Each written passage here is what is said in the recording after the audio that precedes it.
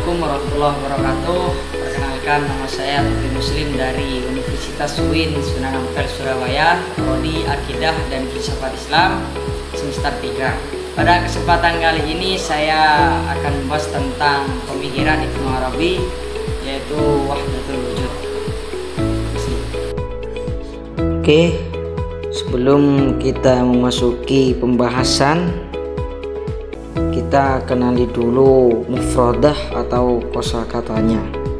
Yang pertama itu al-wujudi, wujud atau ada, as-sufiyati sufi, al-andalusi Andalusia, al-akbari besar, at-ta'alimu ajaran, al-bayani pernyataan, al-alaqatu hubungan, at-tabi'ati alam, al-muhtajiza penjaga, as-syu'uri merasa. Nah, itu salah satu kosakata dari teks yang akan dibahas pada hari ini. Oke, sekarang kita lanjut ke pembahasannya. Ibn Arabi ismihil kamili Muhammad bin Ali Muhammadun Ahamid Abdullahi Al-Hatimi. Jadi Ibnu Arabi ini nama lengkapnya adalah Muhammad bin Ali bin Muhammad bin Ahmad Abdullah Al-Tai Al-Hatimi. Min mawalidi, dan dia lahir pada tanggal 17 Ramadan 560 Hijriah atau 27 Juli 1165 fi Marsayal Andalusi, di Mursia Andalus. Wa tawaffa, dan dia wafatnya pada tanggal 630 Hijriah atau 1240 Masehi. Bainama kana al-Abbasiyuna, dan nama Ibnu Arabi ini diberikan oleh orang-orang Abbasiyah fil Andalusi yu'arrifuna bi Ibni Qorqihu, yang sedang di Andalus atau dikenal dengan nama Ibnu Quraqah. Liqad kana syakhsiyatus sufiyatu, dan dia adalah seorang tokoh sufi aziratul intaji wa falsafati diniyati, dan filsafat agama yang produktif, yang berhasil. Najafi adati benai nahjis sufiyati, yang merekonstruksikan pendekatan tasawuf ma'al falsafati, dengan filsafat, fi dirasati musakkilatil wujudi, dalam mengkaji masalah wujud. Allati tamma damajaha ba'da dzalika, yang kemudian dipadukan menjadi satu kesatuan, fi kullu muwahhadu fi ta'alimi namudatil wahdati, yang menjadi satu kesatuan yang utuh dalam ajaran wahdatul wujud.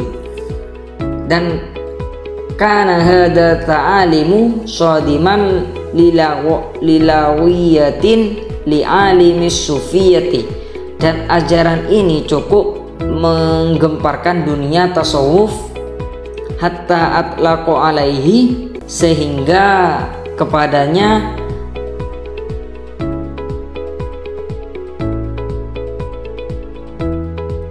laqabas syakhil akbari,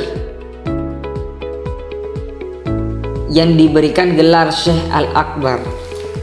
Wassafut tafkirihi manhijiyun wa wasi'un, dan uraian pemikirannya sistematis, wa amiku fis sufiyati, yang luas dan mendalam tentang tasawuf.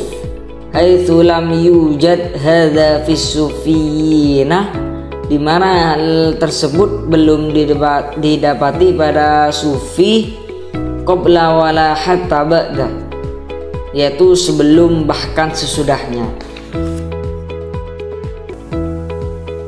Inna ta'lima iwa'il bayani fi tasawufi Ibni Arabi.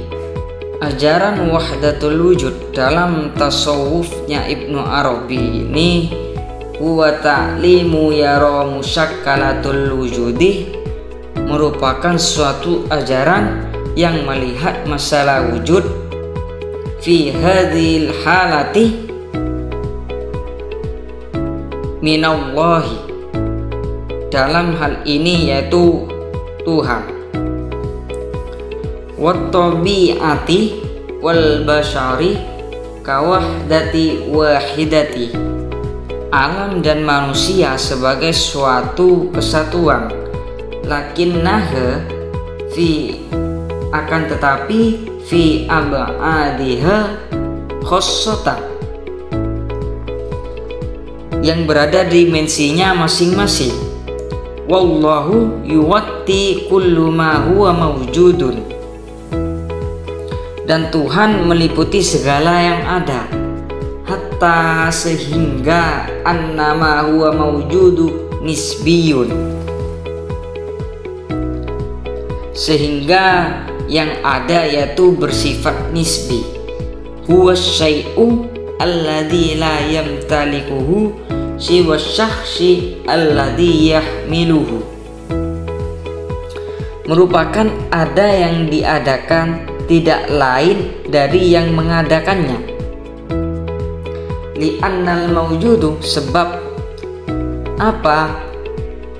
Huwa syai'u alladhi la yamtalikuhu huwa madhurul lahu, sebab yang ada itu merupakan penampakan bagi dirinya. Wa kullu ma huwa mawjudun minhu, dan segala yang ada yaitu bersumber darinya. Wa huwa jauharuhu, serta dia pulalah yang menjadi esensinya. Lakinna hadza la ya'ni annal muhtajiza wal mahduda, namun itu tidak berarti yang diadakan dan yang terbatas menjadi tak terbatas. Hadza la ya'ni annal kauna wal bashara saru ilahan wa anna Allah asbah bashara, tidak berarti alam semesta dan manusia menjelma menjadi Tuhan dan Tuhan menjadi manusia. Ala romi, namun atas antara Tuhan, man annallaha wal kauna wal bashara makhtalifuna fi wujudi wahidi aw wahdatal wujudi.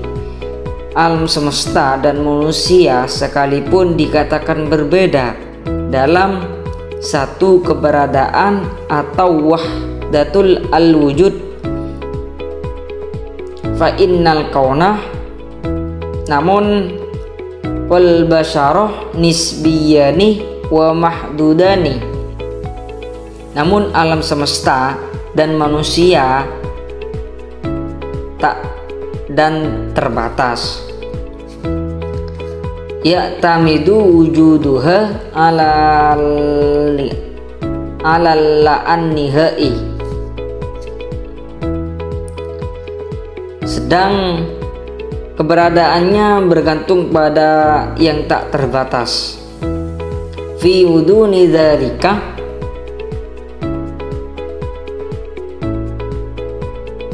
sedang Tuhan yang tidak terbatas ada di luar relasi. Yujadul ilahul la mahdudu kharijal allaqati,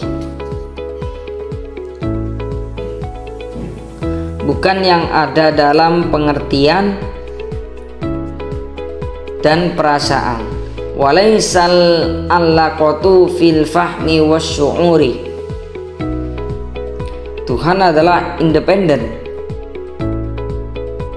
atau mandiri dari semua makhluknya. Allahu mustaqillu an kulli makhluqatihi, yang dimana Tuhan ini adalah independen atau mandiri dari semua makhluknya. Innahu laisa man khariju, adanya bukan dari luar dirinya, melainkan nafsuhu wala man wairuhu, dan bukan pula karena selain dirinya. Walakinna, akan tetapi, yujadu bisa babihi wa bisa babihi, ada karena dirinya dan oleh dirinya sendiri. Innahu yashmulu kullu ma khalqihi, dan ia meliputi semua makhluk atau ciptaannya. Al-alaqatu ma'a kullama khalqihi, hubungan dengan segala yang diciptakannya. Liqadda ihtajumu fima yata'alluqu bisiyadatihi, dan dia membutuhkan mereka dalam kaitannya dengan ketuhannya. Li'annahu biduni khaliqatihi, sebab tanpa makhluk ciptaannya, la yu'arrifu billah, dia tidak dikenal sebagai Tuhan.